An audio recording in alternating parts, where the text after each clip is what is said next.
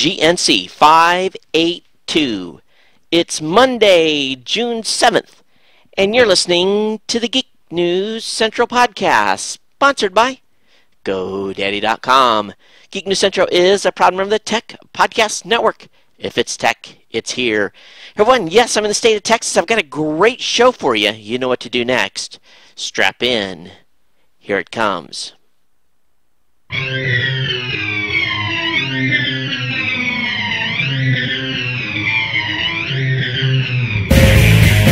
Coming to you from a dimly lit hotel room with bad Wi-Fi and not enough power outlets, here's everyone's favorite jet-lagged geek, Todd Cochran.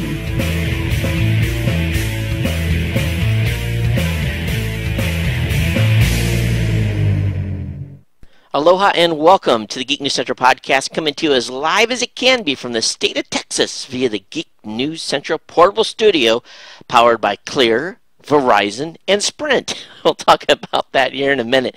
Hey everyone, welcome to the show. Welcome to the Geek News Central podcast. My name is Todd Cochran, your host. And show number 582. And we're fast approaching show 600, so we're going to have to start making some plans for show 600. You know, after I hit 500, it's kind of, it's like, well, it's just another even number, but we're only 18 shows away. And after tonight, 17 from show 600. Hey, I want to give a warm welcome to the Ohana, all of you that are longtime subscribers of the show, those of you that have been here through thick and thin, through technical glitches, from me being tired to no sleep to being in the studio and experimenting. Thanks for staying subscribed and being part of the family. It's very important to me that you stay subscribed, and of course we want to welcome the listeners from 165 countries worldwide. People download this show from every country throughout the planet. It's amazing. Well, not every, but almost every country in the world is tuned into the show. I don't actually. What is the actual total number of countries in the whole world? I know we're reaching 165. At least that's what my list says in the stats system. So we're not missing many, but I need to go back through and try to do a calculation at some point of that. But anyway, no matter where you're tuning in, thanks for being subscribed to the show. And we want to encourage those of you that are new, I want to welcome you to the Geek News Central podcast. Of course, I want to encourage you to sign up for our newsletter. The newsletter contains everything I'm going to talk about tonight during the show, including links that have been submitted by our Ohana. And really, all Ohana are is family of the show. People that are family members, longtime subscribers. Being that I'm living in Hawaii and have really adopted the persona of the Hawaiian culture, Ohana is very, very important to me, and every listener of this show is very important to me. So I hope that you'll subscribe to the newsletter. That'll get you, again, all the content that I'm going to cover tonight. Of course, if you don't do that, you can always find the show notes on the website at geeknewscentral.com. And while you're over there, make sure you get subscribed to the show so that you don't ever miss an episode. And the beauty about this media is you don't have to listen to the show today. You can listen to it tomorrow or the next or even a week from now. And the main thing is it'll always be available for you to download or automatically get via iTunes, and that's probably one of the easiest ways to get the show. Of course, you can sign up through Zune Marketplace or even on your mobile devices. There's many feed catchers over there who actually pull down the podcast as well. So whatever way you can get subscribed, please do so. There's lots of options on the main page at geeknewscentral.com. Of course, those of you that are watching the show on the Roku and Boxy device, hey, thanks for watching. We appreciate it. Send me some feedback. I know I've been getting text messages, and I've also been getting. I can't talk to this person. Someone's dialing me. Okay, sorry, I can't talk now. It's an 808 number. Interesting. Well, anyway, basically watch us on the Roku and let me know what you think about the show delivered that way. I know we've seen some extraordinary numbers. The numbers continue to go up week after week, and I'm very happy with the implementation over there. You guys usually get the video portion of the show about 12 to 15 hours later than the audio portion. So if you really get to the point where you need the Geek News Central fix, make sure you just go ahead and grab it, and you can listen to the audio portion and catch the video when you can. But it's just because I have to do extra processing and uploading everything, it takes a little bit longer to get the show on the street. Well, obviously I'm in Texas this week. I'll be here through Friday night. I leave Saturday morning to go to Rochester, New York. Instead of going all the way home to Honolulu and spending, basically 24 or 36 hours at home, I decided to just go straight out to Rochester. So I'll be exploring the Rochester area this coming weekend. I actually get in late Saturday night and then be there through the week and then fly back to Honolulu on Saturday the 21st or something like that. Hey, I'm still on the hunt right now for a search engine optimization expert, and I'm serious about hiring someone for a small job. If you have a recommendation, please send it over to me. I'd be greatly appreciated. Hey, been getting lots of feedback on Blueberry.com as well, the new rollout of the site, and we're actually watching traffic going up and up daily on that, and we're really, really pleased with the traffic and with the new design, and so far the feedback has been overwhelmingly positive. There's a few bugs in the site yet, and I was pinging on Angelo today to see if he could get them fixed. Primarily, I was having trouble getting to my cast selections on the front page, and hopefully he'll get that dealt with and fixed. And I don't know if anyone else has seen this or not, but it might be because of some cookies being set, because I can get into our admin site as well, so maybe regular listeners aren't affected by it. But it gives you a great way to sample featured shows over there, and so definitely check out the variety of podcasts that are in our featured section, and both video and audio as well. Hey, we're going to run a new contest. Actually, I'm going to run a number of contests for the next 2 or 3 weeks. And the first one is really kind of an idea that Sam, one of our Ohana in Albuquerque, kind of impaired upon me that, since I've been doing the live show now, I really should have a more dedicated page for the live programming. And up to this point, everything has been live. You either come to the Ustream site, or you can catch it on the main page at geeknewscentral.com or geeknewscentral.com/live.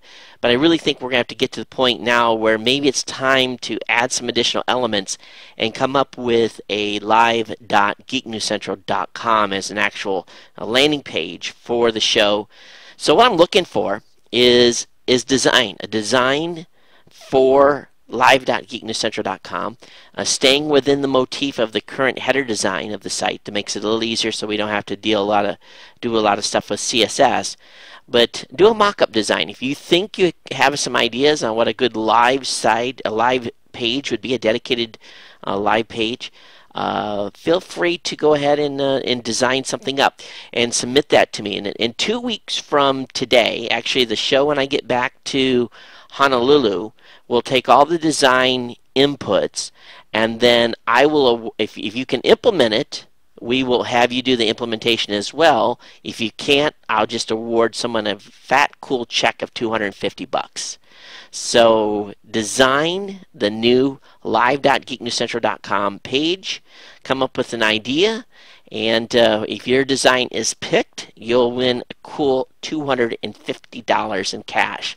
Now, one thing I've tried to do, and something I really over time did not work out as well as I wanted it to, is a couple of years ago we ran a promotion where we had 5 podcasts, 5 individuals from the show started their own podcast.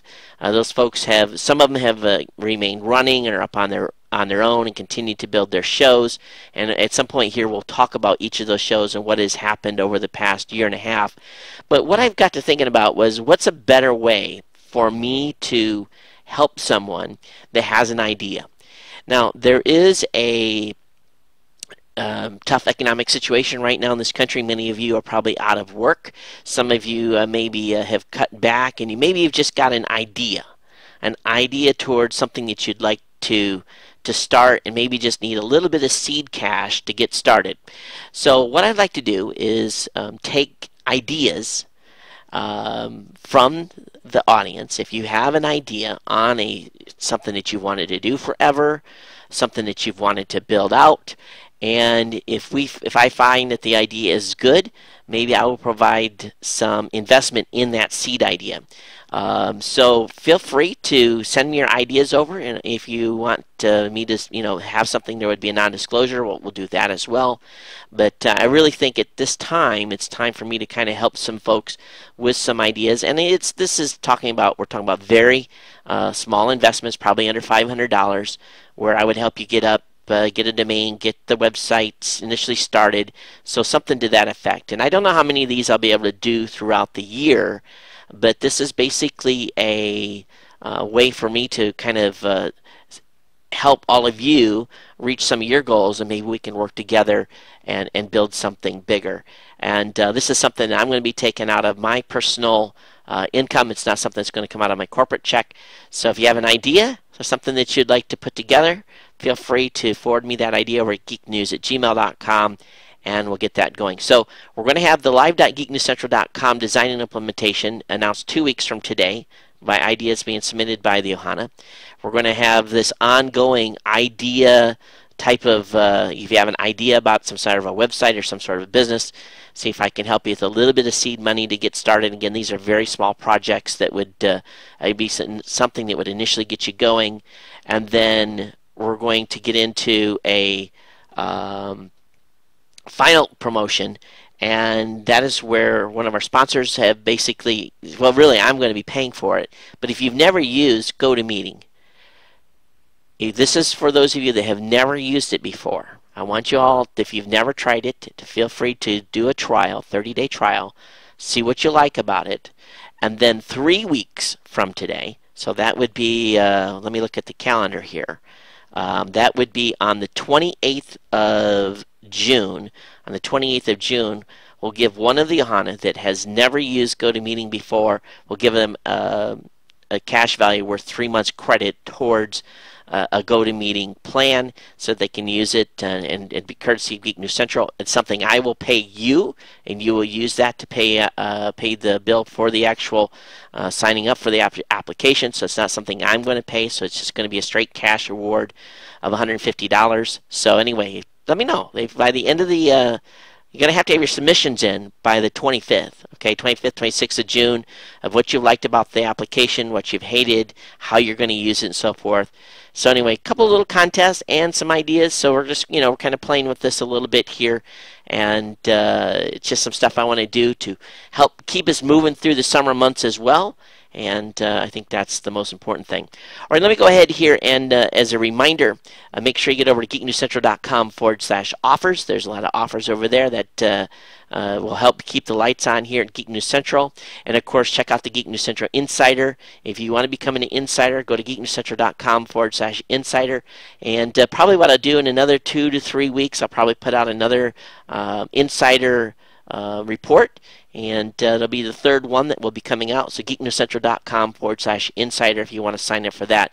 Don't forget, you can get cool t-shirts like the one I'm wearing right now. Let me turn this off. Over at cafepress.com. cafepress.com/Ohana store. Those of you that are watching on the video right now, you can see it says Ohana, and underneath it, it actually says geeknewscentral.com. So I've gotten a lot of compliments on this shirt. And I don't know how many of these we've sold. Sam will have to let me know. But it's a nice shirt to have if you want to. And you can get different colors and different designs. Go over to cafepress.com/Ohana store. Okay. On Twitter, use hashtags Ohana. Use hashtag GNC. Favorite the website on Facebook when you're over at Geek News Central. That would be appreciated. And let's take care of a little business here. You guys know that longtime sponsor GoDaddy.com has really been a sustaining force of this show. And I know that all of you are out there looking now to make your voices heard. I mean, it's a great time before the end of the month to pick up a domain name because prices are going up. And it's not because GoDaddy wants the price to go up, but because they are being forced to because of a .com price increase. So think about getting over to GoDaddy and picking up some domain names if you're thinking about some things that you've been wanting to do.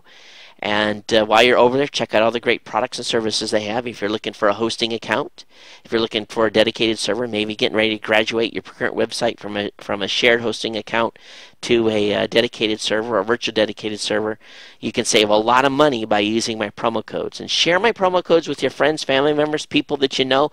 Put them on bulletin boards, wherever you can share the codes. That's good. And if you have a blog, link back to me at geeknewscentral.com as well, and make sure you link up to our GoDaddy page. That will get your help us out as well. And everything is appreciated, and you guys are supporting that. Promo code Todd will save you 10% on non-domain orders. Geek5 will save you 15% on orders $20 or more. Todd20 will save you 20% on a 1-year shared hosting account. ComSale will get you .coms at new and renewals for $7.49 until July 1st. And Aloha, you'll save $20 on orders $75 or more. So there's a lot of great codes over there. You can find that link at geeknewscentral.com. Look in the second column of the website and save some money at GoDaddy. And I want to thank GoDaddy for being a long-time sponsor here. Great time to pick up a product and service and really kind of make your dreams come true by getting some stuff set up on the net. And this is where it's ties into ideas and picking a domain and picking out some, either be a blog or e-commerce site or whatever it may be that you want to do. We really want to help some of you get going with some online stuff. So anyway, send your ideas to geeknews@gmail.com, of course, and see what we can do to help you out there. Hey, let's take just a second and talk a little bit more about GoToMeeting. You guys know that I absolutely prefer to be home, but when I have to travel, I want to have the ability to continue to do business as if I was sitting in my office in Honolulu. It's an ongoing, pretty challenging economy right now, and companies of all sizes must find new ways to cut costs. You guys know that Raw Voice is a small company. We watch our expenditures very closely to make sure that we have more coming in than we have going out as a way to sustain our business model. And every dollar saved helps our bottom line. And that's why I recommend and use the best web conferencing solution online and available today for your business. And this is, this product's going to help you improve overall business communications and efficiencies, not to mention improving the global economy because unlike me, hopefully you won't have to travel as much. So the easiest and most affordable for me is GoToMeeting, brought to you by Citrix. Reduce time on the road by presenting training or demonstrations online. Improve conference calls by collaborating in real time by sharing your screens. So really, GoToMeeting is the best way to increase productivity, or actually reduce cost, but to increase your productivity and increase your productivity and cut costs. I say that right? Yep. So you guys know I've used GoToMeeting for years, and as a listener of this show, you can try GoToMeeting for free. GoToMeeting.com/tech podcast. That's GoToMeeting.com/tech podcast for a month of unlimited online meetings free, and it truly is a product that I use every single day. Doesn't matter if I'm home or on travel or whatever. All right, let's go ahead and get into the regular content here. I've talked way too long on just this regular stuff. I know that's what you guys have tuned in for, is the content. Really, today is all about the iPad. I mean, not the iPad, the iPhone. And someone in over on Dale actually says in the Ustream area, he says, Todd, ultimately, there are 195 countries in the world. So that answers, we're only missing 30. That's pretty good. I'm sure those other 30, some of those others most of them don't even have internet access. But there are 195 countries in the world. 165 is what we're reaching with the show. Very cool. So you see that? Instantly, I got the answer from one of the Ohana watching on Ustream. Of course, so I'm going to be here live for you this next couple of weeks. On Thursday show, we'll start at 8 p.m. Central. Then the following week, I will try to start at 8 p.m. Eastern, both Monday and Thursday night of the show next week. So if you want to watch live during hours where most of you are awake, this is a great 2 weeks to watch the show live. All right, the RIAA wants Limewire shut down.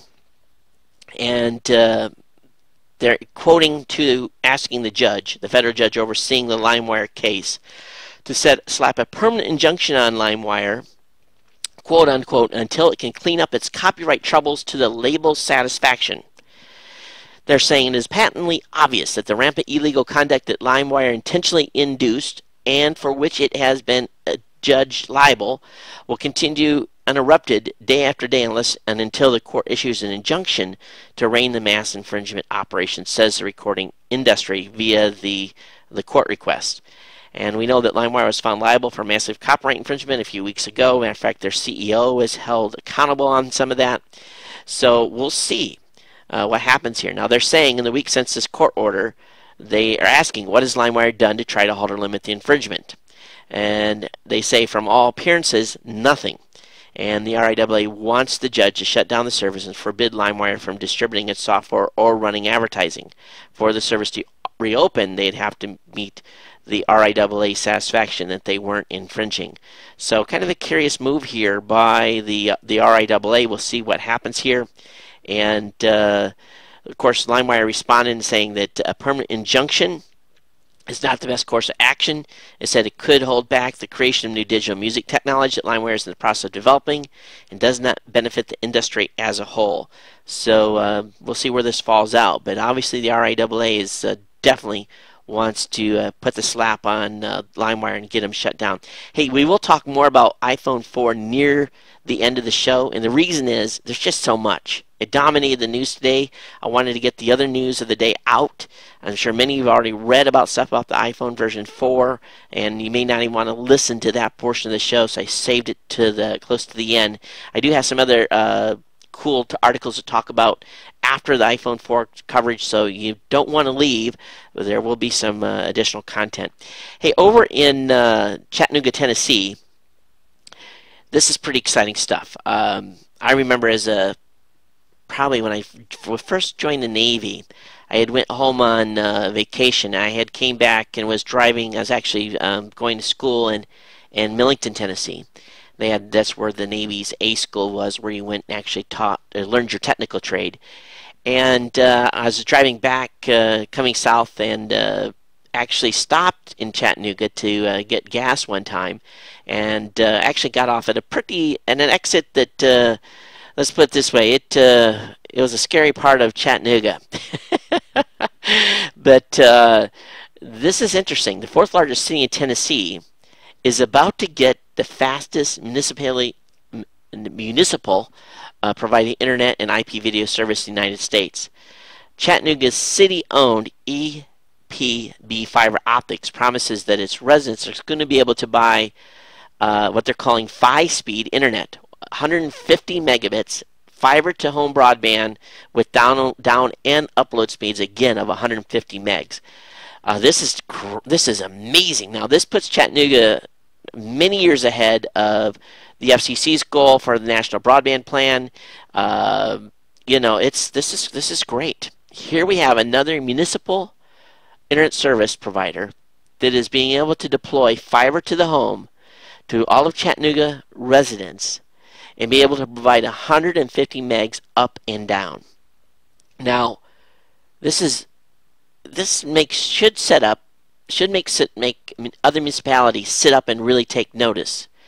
Now, the latest fiber rollout is going to cost them about $220 million, and it's going to add an internet-based smart grid system to the region itself. Of course, none of this was welcomed by the incumbents, who filed lawsuits to stop the project. But the cable company and telcos have charged that the EPB was unfairly subsidizing some of its internet/TV services with electricity utility revenue, and a county court had dismissed the suit filed by the Tennessee Cable and Telecommunications Association in 2008. So the city residents voted to approve the fiber initiative, and this is exciting. So now the service doesn't come cheap. Now this is where it differs in other municipal ISPs. 15 megs is going to cost you $57.99 a month. That's 15 megs up and down. Fi speed of 20 megs is $69.99, followed by 50 megs at $174.99. 100 megs for $349, and know yet what the price for the 150 meg is. But I'm looking at this.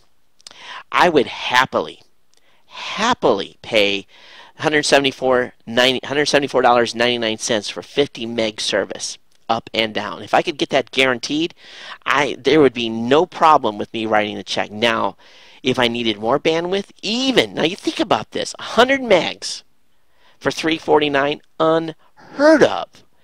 And if I was a small business in Tennessee, or if I was to set up a webcast business, I would definitely consider Chattanooga as a city to go to set up a webcast business, because that's remarkable. Of course, there's other cities that have high-speed internet, but it definitely is huge pipe for the price, for sure.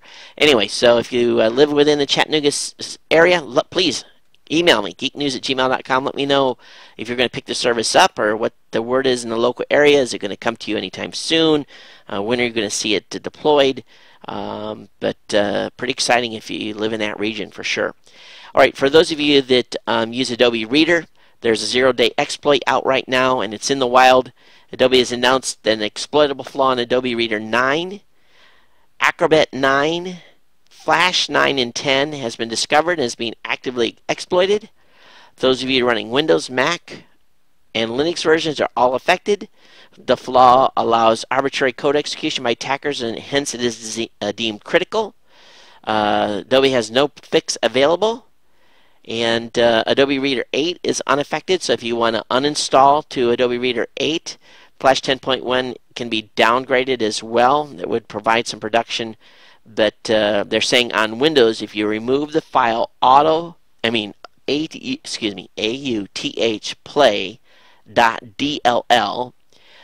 this would prevent exploitation through PDF files, though this would cause a software to crash whenever it encounters a PDF with Flash embedded in it.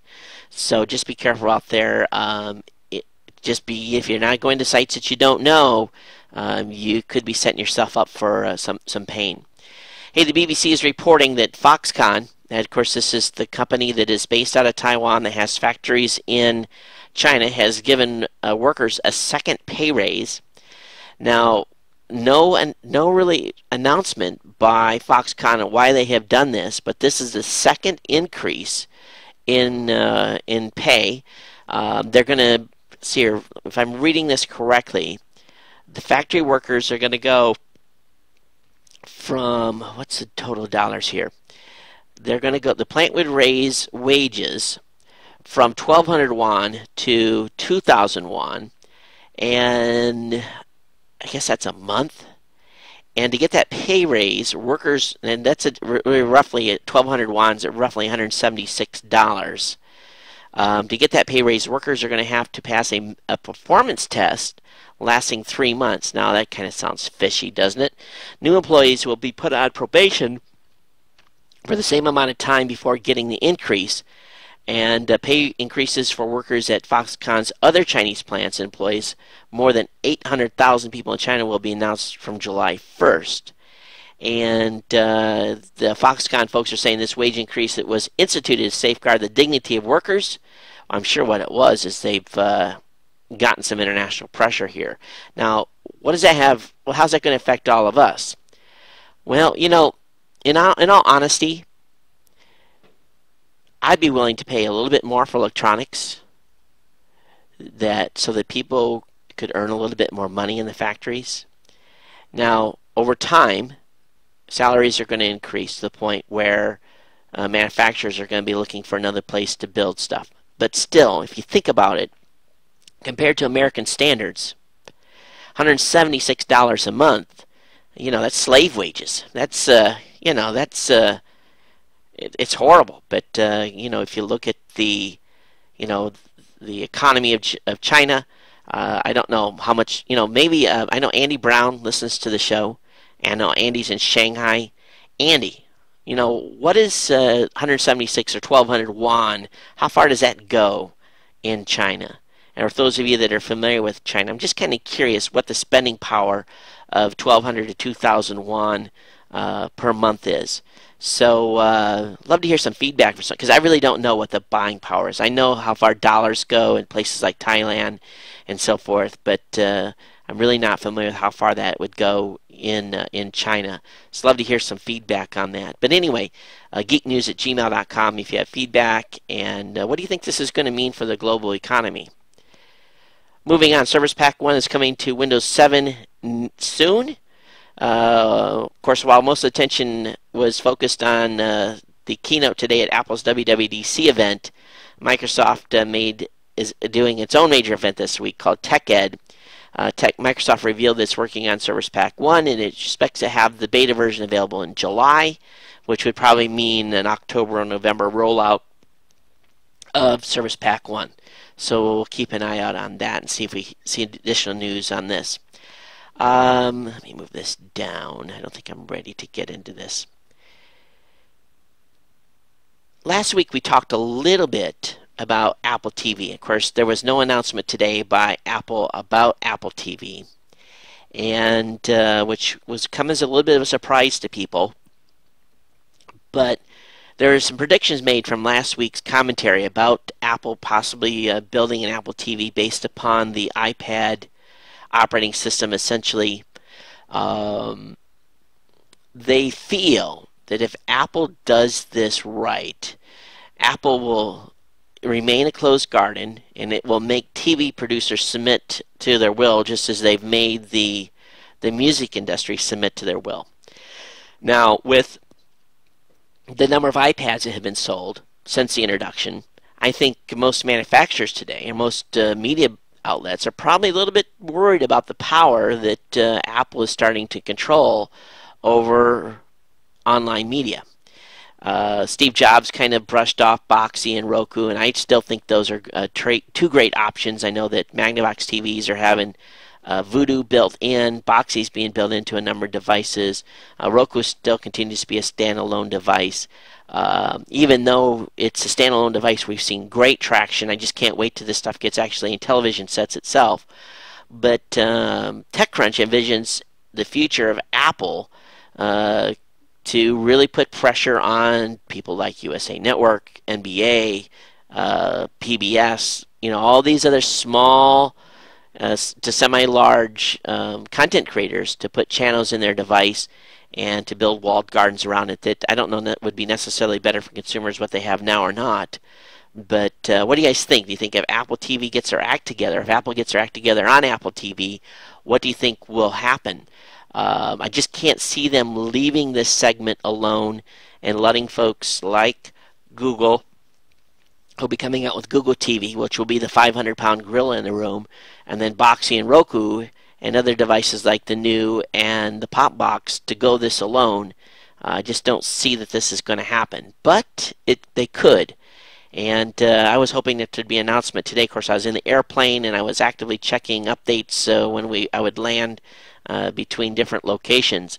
But no, nothing today on Apple TV. So we'll talk about some of the stuff that was, what else was not announced at WWDC today a little later in the show. Now, some things that, let me move this down because I've got an article here that needs to be talked about later. There we go. In the science front, artificial corneas to reach patients this year. This is pretty exciting. A German-led team of researchers developed a new version of a ophthalmological polymer to which the eyeball will bond and still function normally. The new polymer could help restore sight to thousands waiting for corneal transplants around the world. The artificial cornea has passed clinical trials and is ready to see expanded use in patients this year. Of course, this is in Germany. It'll probably be another 20 years before this gets through the United States regulatory process. But if they're successful with this, I could see many, many people going to Germany to get cornea transplants with this new technology. Pretty exciting stuff what they've been able to come up with here. Hey, you're getting ready to buy a new HP printer? Just wait a little bit. Okay, just wait. Don't buy one right yet. HP is set to unveil a line of printers, check this out, with their own email address. Now, this is going to allow you to print from devices such as a smartphone or a tablet. Now, what I like about this is being traveling a lot. Sometimes my wife will call me and she'll say, honey, can you type this up for me? And I'll email it to her. Why not just instead, once I get it typed up, I email it to the printer and let the printer just print the thing. Say, honey, it's in the printer. So I think this is cool because I can get people can email contracts right to a printer. The printer will print them. If I need to have a physical document, I could email a photo to a friend. In other words, if my mom had one of these printers, I said, "Oh, I got a great picture for you, Mom." I'll email a photo to her. that could become a little dangerous on ink. But HP plans to offer a few of these new printers to consumers this month, and then a few more of the products to small businesses in September. So I'll keep you advised on this, but this is cool. This is a very smart innovation by HP. I look forward to seeing them bring that to market. All right, more casinos are succeeding with this jackpot you just won was really a computer glitch. Now, why would I want to talk about casinos in a tech show? Well, it appears that casinos, more often than not, are basically invalidating big winnings that essentially they're saying was a computer glitch. Now,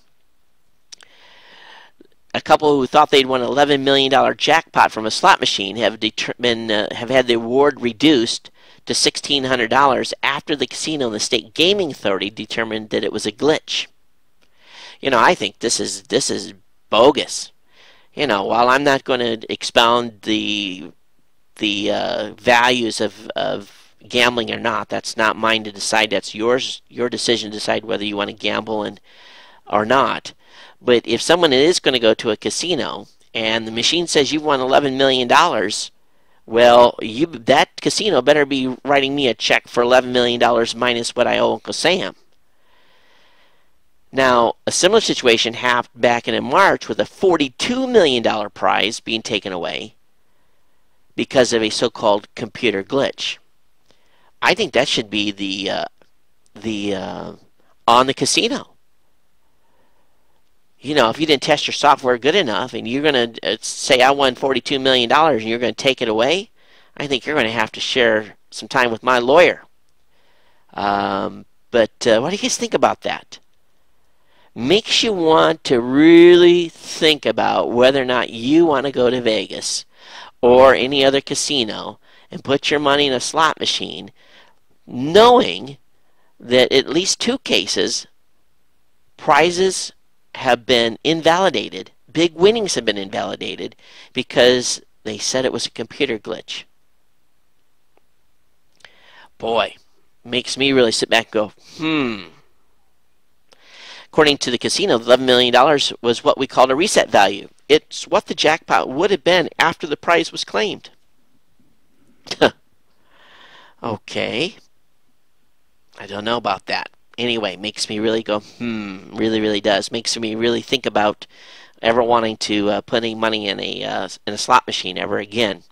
So again, I'll leave it to each of you to determine the virtues and values of gambling or not, but just full awareness of what's happening out there. Okay, defining success. Well, you know, let's define the success or failure of what has happened with the lawsuits that the RIAA have filed over the years.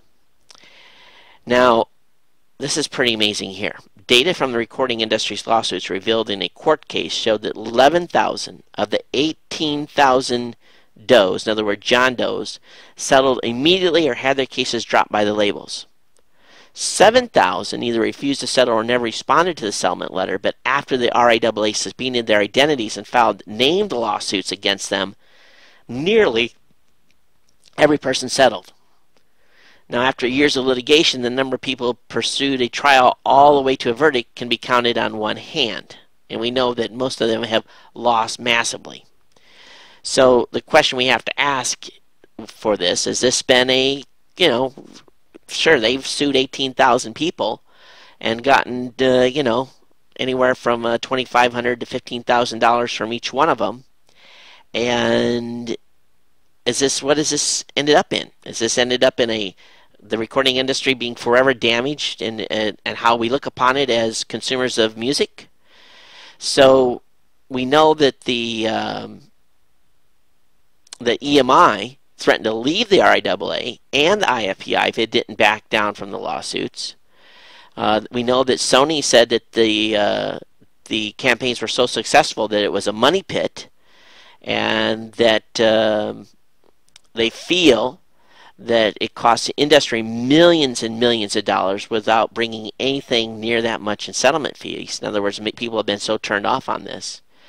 So here we have the RIAAs, and they're, we all what we consider being a, I guess success depends on which side of the fence you're on.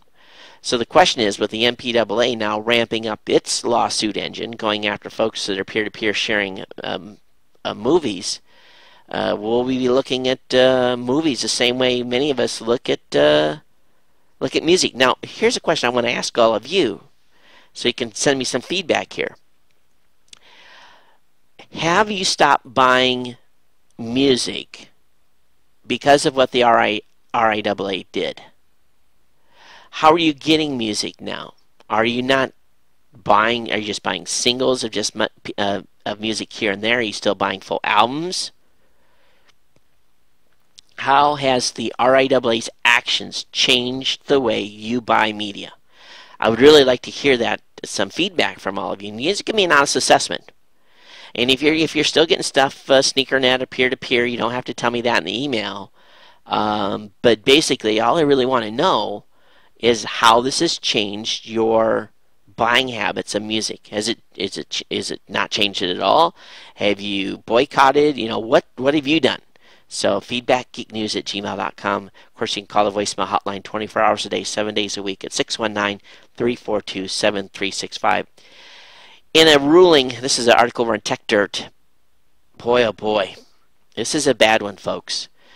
A ruling by a Texas bankruptcy court has found that by simply linking to a liable piece of information on the internet can be considered defamation. So the bankruptcy court found that just forwarding a link of defamatory material can be considered defamation. Defamation. Defamation. Defamation. Duh. Now, there is a Section 230 defense out there. Many years ago, we had a case that was called the Barrett versus Rosenthal case that established a positive that posting a missive written by someone else, even if the write-up was libelous, did not make the reposter liable, since they were not the ones who created the content. Now, that case is cited in defamation cases all the time involving forwarded material. But this bankruptcy court either didn't know about it, or the defense attorney did not bring it up as a liable, as case law. So, so this is a horrible ruling in a big way, and you have to think about the impact here. How many times have you sent an email via link of something that was really juicy, or Twittered something?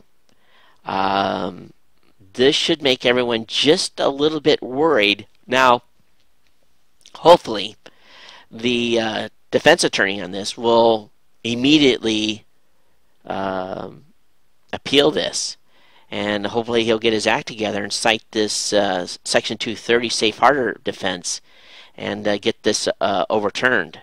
But for right now, really what we've got is two conflicting pieces of case law in the books.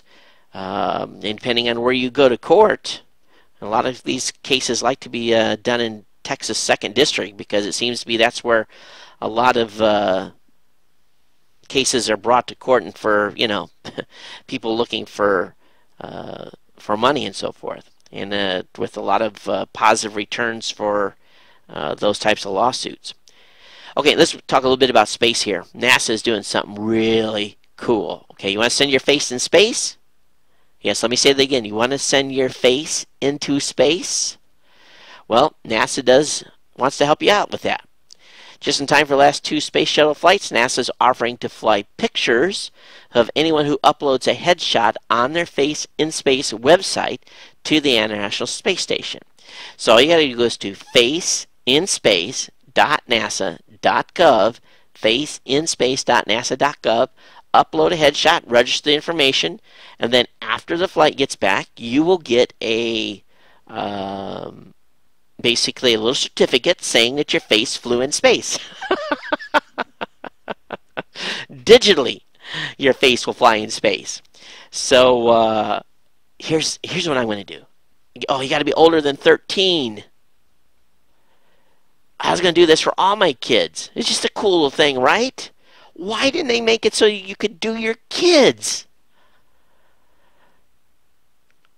Well, I wonder if they'll really look at the pictures. I'm going to submit all my kids anyway. So if you want your kid's face in space, or you want your face in space, all you got to go to is faceinspace.nasa.gov. I'll have the link up to it in the show notes. This is pretty cool. And you get to pick the mission you want to be on. So here's the question. Do you want to fly on Discovery, or do you want to fly on Endeavor? Let's see here. Which one do I think do I want to fly on? Do I want to go on? I think I'm going to do Discovery. That's probably open for debate. Which would be worth more? There's going to be millions of people that are going to do this. You know, they're all going to carry it up in a little hard drive. And our thumbnail pictures are going to be about a K big. I'm sure that... So anyway, if you want your face in space, send it off to NASA. All right, let's talk about iPhone 4. And the first thing I caught today was that they had a little problem during their demo. About 40 minutes into the keynote speech in which Steve Jobs was introducing the latest gadget known as iPhone 4, his demo came to abrupt halt because there was 571 other people connected to the free Wi-Fi. And then he asked everyone to disconnect. Now here's the funny part. Okay, I want to read this. Jobs fiddled with his phone for a few seconds. He said, well, I guess I can't show you that much today, he said reluctantly. I can show you some pictures, so he moved on to that. He tried to come back to the demo of the phone browser, but no luck. He says, I'm sorry, guys. I don't know what's going on. He said the crowd of developers and media. Got any suggestions? Well, someone from the back helpfully shouted, Verizon. Though the crowd laughed, Jobs took it in stride. He said it simply, we're actually on Wi-Fi here. So after they'd figured out that 570 people were connected to the free Wi-Fi connection in the room, and why they were on the same Wi-Fi connection as the, you make one private, you make one open, so you guarantee you got on. And he says, so you guys have a choice. Either turn off your Wi-Fi device or I give up. Would you like to see the demo, he said. Then all you bloggers need to turn off your notebooks. Yeah, tell the bloggers to turn off their netbooks. A few people in the media section did appear to be complying, and the folks at CNET was using their own 3G, so they weren't causing the issue. And Apple had asked them to shut down, and they said no. But apparently he was able to finally get the demo off. But I would be very surprised if this ever happens again. This is the second time they've had a goof up during one of their demos of one of their important announcements. Got to be hardwired, folks. That's the only way to really make that happen. Okay, the iPhone operating system has been renamed to iOS 4. It's launching on June 21st. This is going to give all of us that have 3G phones, we're going to be able to upgrade. There's 1,500 new features coming with the new device. And the iPhone 4 is going to have a pretty amazing screen, and they made a big deal about that today. And everyone that I've read here has said that the screen is just flawless. It's got very high pixel rate. In other words, you can't see the actual pixels. And so you're going to be able to upgrade to iPhone 3G, 3GS, and iPod Touch on June 21st. It'll be free upgrade to iPod Touch owners for the first time, which is nice. Not all features are going to be supported across all devices. And the 3G won't do multitasking. So does that mean the 3GS would? We'll see. One thing is being announced on the Engadget site is that the iOS trademark is currently owned by Cisco. So I'm sure Apple's lawyers are going to be busy with them, paying them off for that. Those of you that have phones and you are basically not eligible, well, if you are eligible for an upgrade in 2010, you're going to be, if you're eligible for an upgrade anytime in 2010, you're going to be able to get one. So you're up to 6 months early on upgrading your phone. And I don't know when I got my phone. I don't think I'm going to be eligible till next year. I I think I'm going to wait to see if it comes out on Verizon. Based on this last go around with this, the monkey. Of course, I'm grandfathered. I'll be able to go to keep my unlimited plan, and so I'm not affected with the bandwidth stuff. But I just after my last go off on the last show talking about bait and switch by AT&T. It's going to be very, very, very hard decision. I think an Android may be in my future. So I guess we'll see what happens here. But if you already got an iPhone, you're okay. You'll be able to carry over your unlimited data plan. Unlike anyone that isn't, you're going to be stuck on you're going to be stuck on the new plan where you're going to have to you get it $5 cheaper and limited to 2 gigs. So I didn't get any feedback. What are you guys using for bandwidth out there on your devices? No one sent me their numbers. So I guess, fire me some feedback back. geeknews@gmail.com. Okay, the iPhone 4 does 720p HD video. It's going to have iMovie preloaded with it. And of course, it's going to have a camera on the front and the back, which is cool. The rear camera is equipped with an LED flash, which is kind of cool. And tap to focus will also be rolled out in the iPhone. And the mix, according to Steve Jobs, the megapixel count has grown. They didn't say what to, though.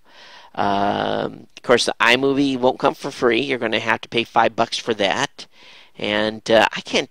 How many of you are editing videos on your phone? It just doesn't make a lot of sense to me. But I guess maybe I'm just too old to understand why you'd want to do it on the phone. There was an article there where they really looked at the pixel density, and actually Apple's calling it Retina display, and so Retina display is basically you can't see the difference, you can't see the pixelation in the screen. So they said they were able to look at the phone from a distance, and they were able to read the bodies of text we'd previously had to squint on, which is interesting. They got some videos out as well. I have all these links to these various articles. There's just a pile of them here. Gizmodo, Engadget, you name it. There's a variety of sites that have coverage today. This FaceTime video only works on Wi-Fi. Basically, here's the thing that sucks. All right, you're going to have a new phone. You're going to be able to point it at you and turn it on and do a video call to someone. Yet, you're going to have to be on Wi-Fi? They didn't make this turn on with AT&T? Huh? Why? Why? Oh, maybe because people would be using a lot of bandwidth. Teenagers are going to go crazy about this. Being able to hold their phone up in front of their face, talking to their girlfriends or boyfriends and seeing each other. Teenagers are going to go absolutely crazy about this FaceTime video. And it's cool. I could see doing it with colleagues. But I want to do it wherever I'm at. I don't want to have to be in a Wi-Fi connection. I don't get it. All right, the new phone is shockingly thin. Build is pretty solid. It's got some screws on the bottom of it. That's kind of un-Apple-like. And they say the operating system is way snappier, so, we'll see about that. And, but, I don't know. I got to go back to this Wi-Fi thing on the ability to do this FaceTime video. Don't you think that was a bad move, or was it more of AT&T playing games? Bing is officially going to come to the iPhone. You're going to be able to search on Bing. It's going to be a search option. And I'm going to link you up to all the articles. Okay, so you guys can go through and look at everything. And don't just take my word for it. Go ahead and take a peek yourself. Let me look at where we're at on time here. Okay, we're doing good. All right, here's what was missing from the presentation today. No iTunes.com. No Apple TV. No MacBook Pro or MacBook Air upgrades. No Mac Mini upgrade. No magical multi-touch trackpad. And obviously no Verizon iPhone. So I was almost positive, based upon what I have seen recently from iTunes. I could have swore iTunes.com was going to be rolled out today, but no such animal. Apple TV, well, we'll see. We'll see what happens here with that. So maybe we'll see an upgrade to Mac Pro and MacBook Air upgrades, not the MacBook Pro. So no update to the Mac Pro. It's been a long time since, early 2009 since there's been a refresh on that. So anyway, that was what was missing from the announcement today. Here's the question that I've asked myself immediately when I found out that AT&T was going to offer the upgrade of its iPhone 6 months early. Now, we know that a 2-year contract subsidizes the cost of the phone. So that means that AT&T has agreed to allow you to have a phone as much as 18 months early. 6 months early. In other words, they weren't able to recoup 6 months of the money that they would have normally recouped, making you wait for the upgrade. So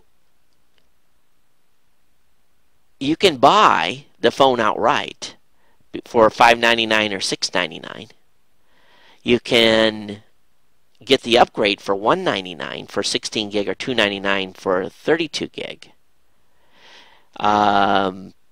So why is AT&T so desperate to get all of you to upgrade to version 4 of the phone 6 months early? Could it be that within the next 2 to 3 months, Verizon is going to be announced?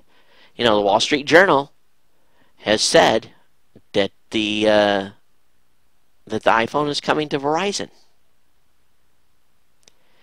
They're pretty reputable. They're saying that a CDMA iPhone is in the works.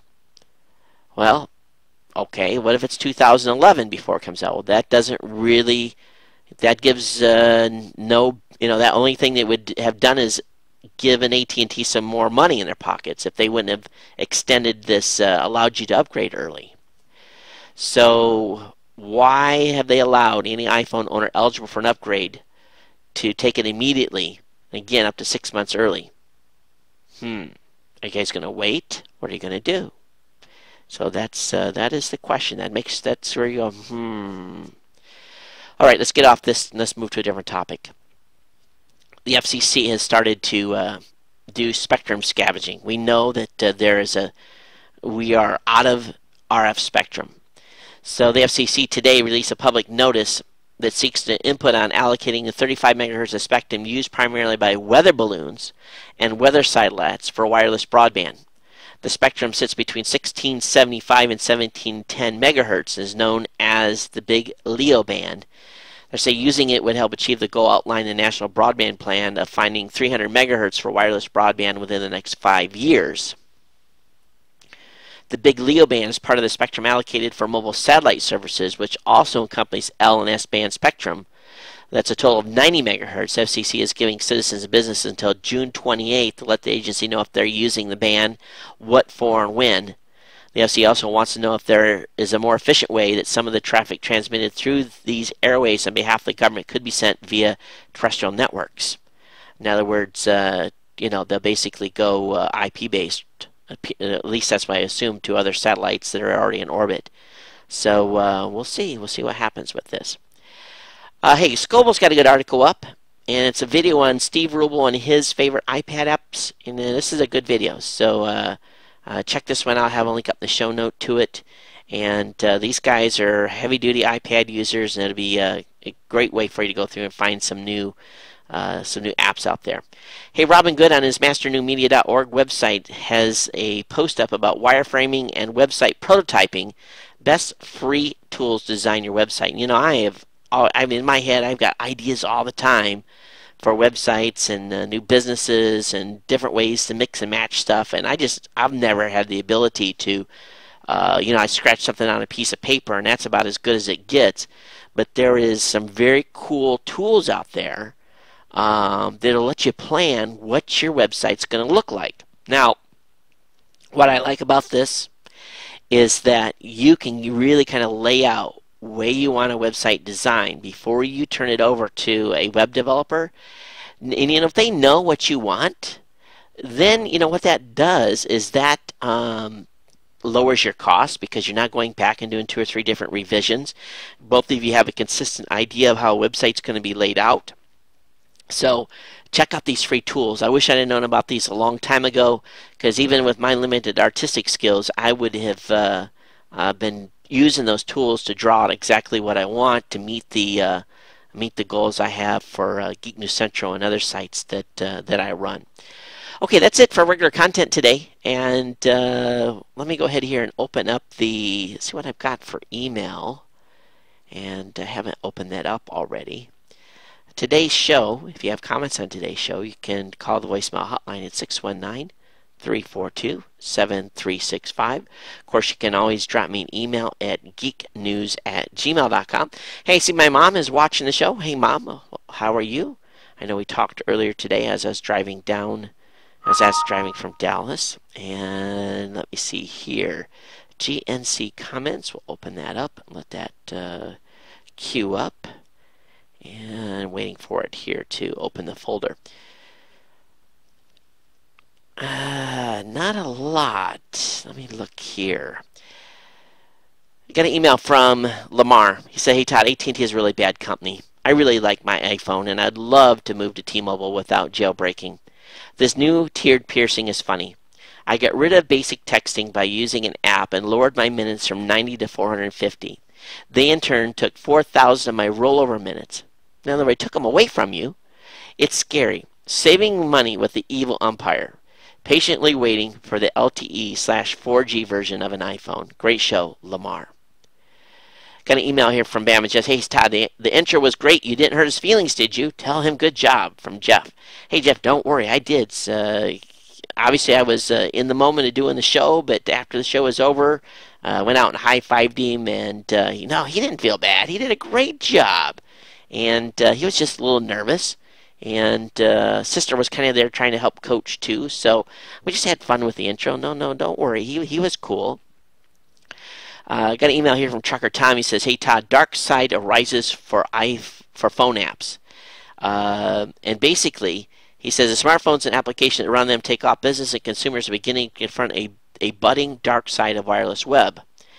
With over 250,000 applications such as game and financial tools, the apps may have been key and selling point for devices like the iPhone, but concerns are growing among security researchers and government officials that efforts to keep out malicious software aren't keeping up with the app craze. Now, in one instance, Google pulled dozens of unauthorized mobile banking apps from its Android market in December. The apps priced at $1.50 were made by a developer named O9 Droid and claimed to offer access to accounts at many of the world's banks. Google said it pulled the apps because they violated its trademark policy, but what it really was is this guy wasn't authorized to connect to the banks. The apps were more useless than malicious, but could have been updated to capture customers' banking credentials, and it's becoming easier for bad guys to eat app stores, he said. Unlike Apple or BlackBerry Maker Research in Motion, Google doesn't have employees dedicated to vetting applications submitted to its Android store. What does it say? Unlike Apple or BlackBerry Maker Research in Motion, Google doesn't have employees. Google doesn't have employees dedicated to vetting applications submitted to its Android store. Google said it removes apps that violate its policies, but largely relies on users to alert it to bad software. "We check reactively," said a Google spokesperson. "There is no manual bottleneck." This is pretty crazy stuff. So there's a good article here. I'll link up to it. It's from the Wall Street Journal. Thanks, Trucker Tom, for that link. Very good. And keep those good ones coming. Jim sent me an email, and he says, China's live coverage censored astronauts' bloody re-entry. China's first astronaut, Yang Lui, was happy and smiling after having orbited Earth 14 times, at least what's how he was seen in the official picture above. So this has got some more oh my goodness, you guys got to read this story. I guess this guy did not have a good re-entry, so we'll have that link up in the show notes for you. Okay, that's it. That was all the emails. Just 4 or 5 here. Pretty short on email comments tonight, and no voicemails as well. So anyway, that's a wrap on the show, folks.